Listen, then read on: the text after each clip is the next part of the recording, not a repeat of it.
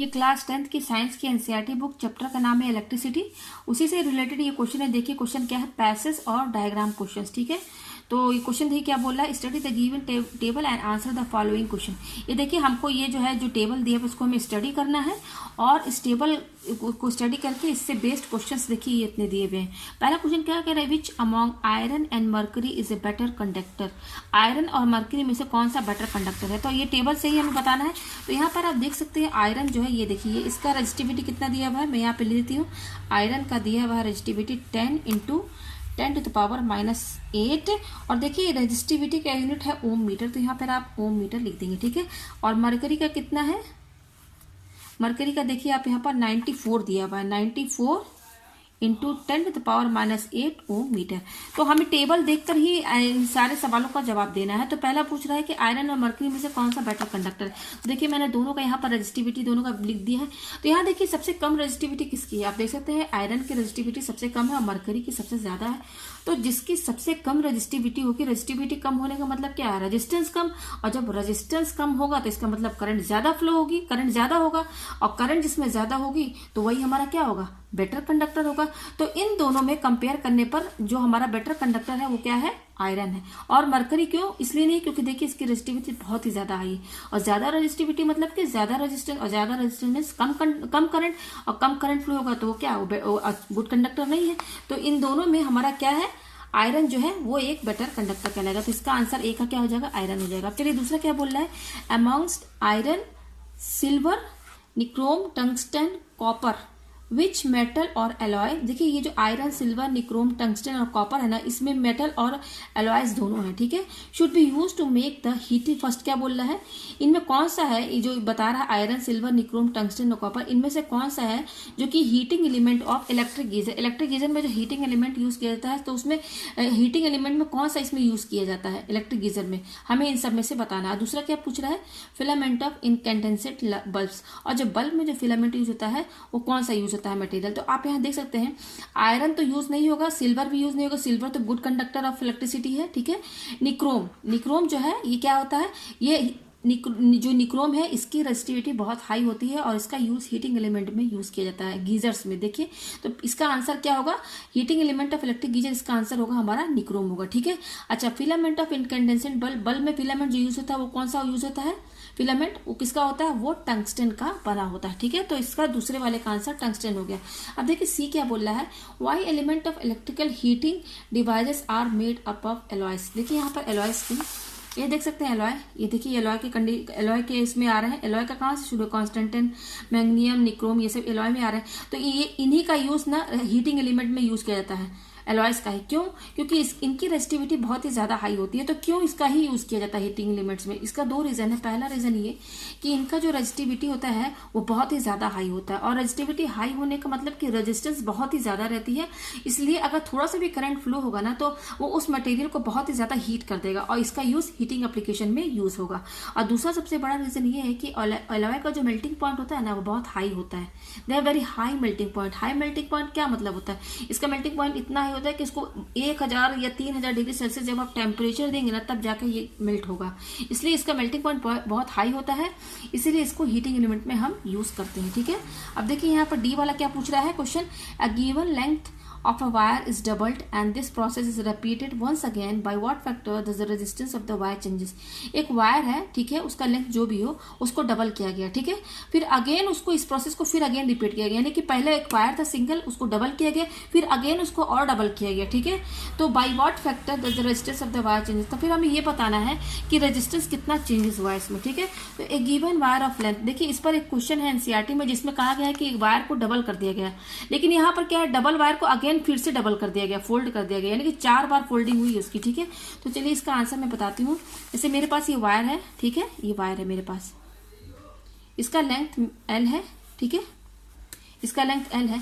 अभी कह रहा है कि इसको क्या किया गया, और इसका रेजिस्टेंस और इसका रो रेजिस्टिविटी है, ठीक है, वायर सेम ही है, सेम वायर है तो रेजिस्टिविटी सेम होगी। एरिया इसका A मान लेते हैं, ठीक है, तो इस केस में रेजिस्टेंस का फॉर्मूला क्या होता है, रो L/A, ये मेन फॉर्मूला होता है। ठीक है, अब क्या बोल रहा है, रेजिस्टिविटी, आप क्या बोला है, सॉरी, आप क्या बोल रहा है कि इसी वायर को डबल कर दिया गया है, इसी वायर को डबल मतलब कि इसको मोड़ के आधा आधा कर दिया गया है, आधा आधा कर दिया गया है, यानी कि अब ये हो गया है आधा, मतलब कि मैं यहाँ से आधा कर देती हूँ, ये हो गया आधा। आधा मतलब कि ये वायर और ये वायर ऐसे आधा आधा कर दिया गया। ये देखिए मैंने डायग्राम बना दिया है, ठीक है, इस वायर का आधा आधा। तो जब इसी वायर को आधा कर देंगे तो लेंथ क्या हो जाएगी, L/2 हो जाएगी, हाफ हो गई। और एरिया क्या हो गया, देखिए एरिया बढ़ गया ना, पहले ए था, अब यहाँ देखिए ये एरिया बढ़ गया है, यानी कि एरिया क्या हो गया, ट्वाइस हो गया। तो इस केस में L कितना होगा, L/2, और एरिया कितना हो गया, 2a हो गया। तो और रजिस्टिविटी तो सेम रहेगी क्योंकि वायर सेम है। तो R क्या होता है इस केस में, इस वायर का रेजिस्टेंस क्या होगा, हम R1 मान लेते हैं, क्योंकि देखिए लेंथ भी चेंज हो गई, एरिया भी चेंज होगी, तो रेजिस्टेंस भी तो चेंज होगी। तो इस वायर का रेजिस्टेंस क्या है, जब मैंने फोल्ड कर दिया तो इसका रेजिस्टेंस R1 है। इस केस में जो फॉर्मूला बनेगा रो, मेन फॉर्मूला क्या है, ये है रो L/A। तो यहाँ पर देखिए यहाँ वैल्यू पुट कीजिए रो, और L यहाँ पर कितना है, देखिए यहाँ पर L/2 है, यहाँ पर रख दीजिए, ठीक है, क्योंकि लेंथ चेंज होगी ना L/2।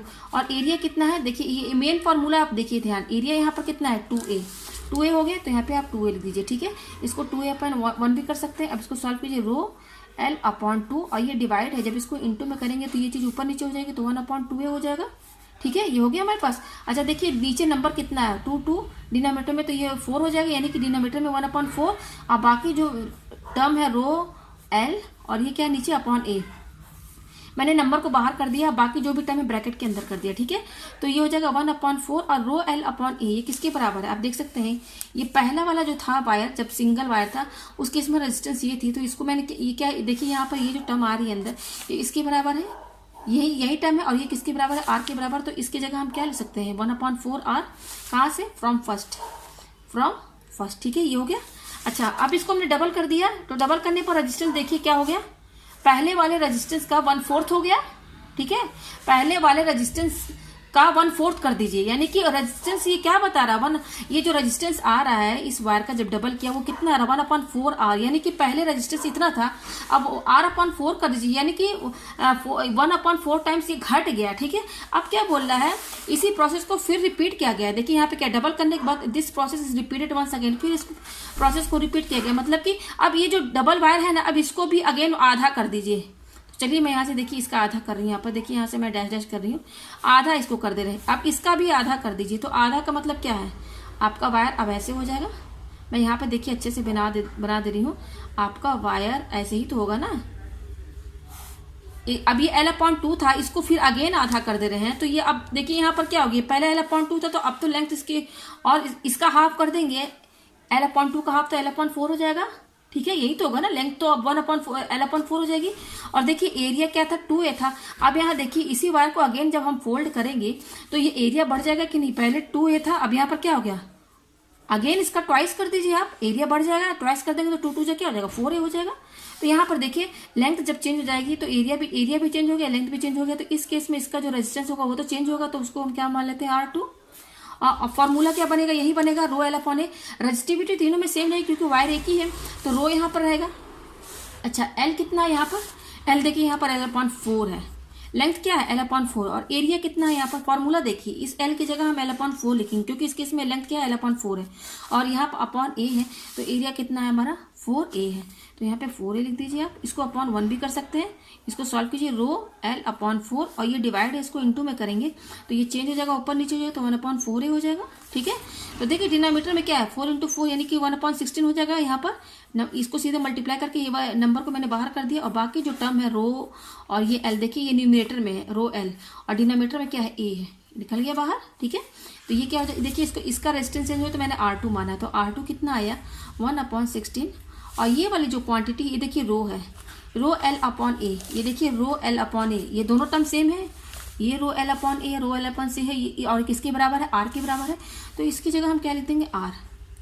तो देखिए यहाँ पर कह रहा है कि अब जब हमने वायर को जब सिंगल था उसको डबल किया तो इतना रेजिस्टेंस आया, हाँ रेजिस्टेंस आप देख सकते हैं कम होती जा रही है, आप लेंथ उसको जब फोल्ड करते चले जाएंगे तो रेजिस्टेंस कम होती जाएगी। तो जब लास्ट जो हमने जब वंस इस प्रोसेस को रिपीट किया, मतलब डबल था फिर उसको अगेन डबल किया, उस केस में रेजिस्टेंस क्या हो गया हमारा 1/16 × R, यानी कि ओरिजिनल जो रेजिस्टेंस था लेंथ का जो ओरिजिनल रेजिस्टेंस था उसका 1/16 हो गया, मतलब कि और भी कम हो गया। तो मुझे उम्मीद है कि आपको ये क्वेश्चन जो है समझ में आ गया होगा।